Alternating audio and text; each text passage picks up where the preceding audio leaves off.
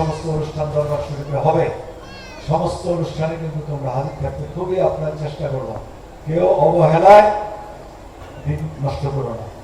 কারণ আজকে হাজির হইলা না, বললা যে পরের বছর যাবো, পরের বছর যে আসবে কোনো গ্যারান্টি আছে?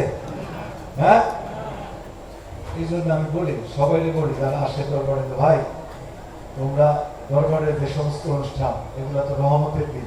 যেমন আমরা পঁচিশা করি, দোসরা শরীফ করি, অগ্রহায়ণ মাসের ওরস শরীফ করি, মাঘ মাসের ওরস শরীফ করি, ভাদ্র মাসের ওরস শরীফ করি, জ্যৈষ্ঠ মাসের সেই সব করি। সব অনুষ্ঠানগুলোই তো দরবারের একটা রহমতের দিন না? তোমরা যদি না আসো তোমরা রহমত থেকে বঞ্চিত হয়ে যাবে।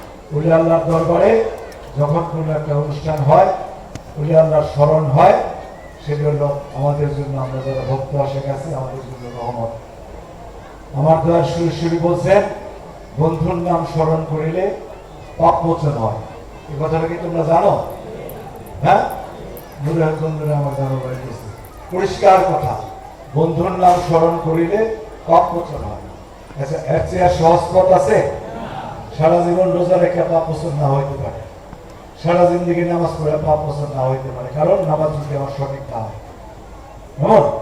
কিন্তু আমার সুরেশ্বরী বাবা গ্যারান্টি দিল যে তুমি যদি তোমার বন্ধুর নাম স্মরণ করো তোমার পাপ মোচন হবে, মুক্তির পথ। সেই বন্ধুকে রহিমউদ্দিন, করিমউদ্দিন, হ্যাঁ,